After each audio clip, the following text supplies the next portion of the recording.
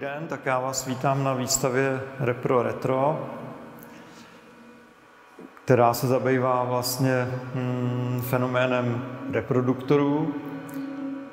A reproduktor samozřejmě vždycky něco reprodukuje nebo přenáší, takže vlastně se jedná o komunikační prostředky, který v současné době nebo v tom momentu té výstavy reprodukují moje vlastní terénní nahrávky a nahrávky z různých koncertů v různých prostředích. A já jsem použil i nahrávky z nedávné cesty po Gruzii, kde jsem hrál na zbořeništích starých nebo spadlých domů. Většinou to byly natažené dlouhé struny. V jednom případě to bylo třeba 12 a 16 metrů struny. Takže ty nahrávky se uplatňují v té zvukové krajině této výstavy.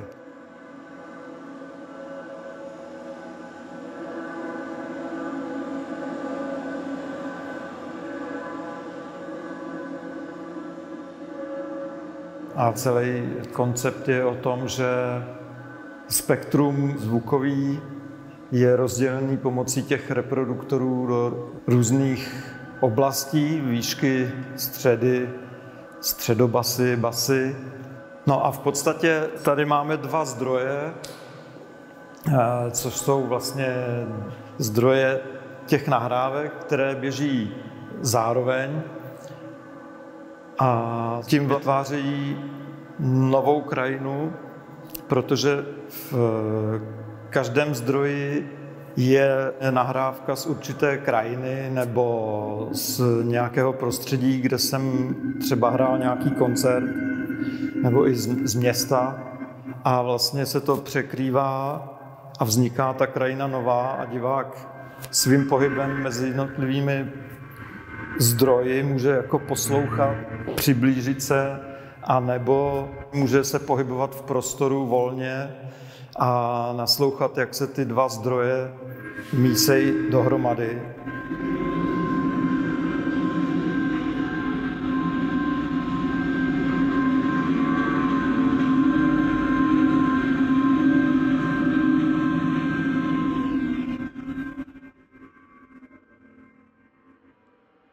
A myslím, že tím vlastně se ten prostor relativně malé galerie Jelení značně rozšíří.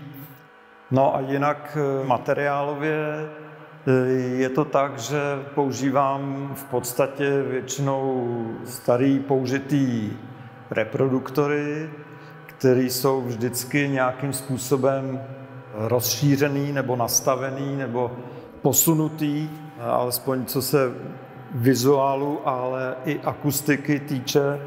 Takže používám i starší objekty, jako je tady třeba ta Stará Horna, tak to pochází z roku 1997.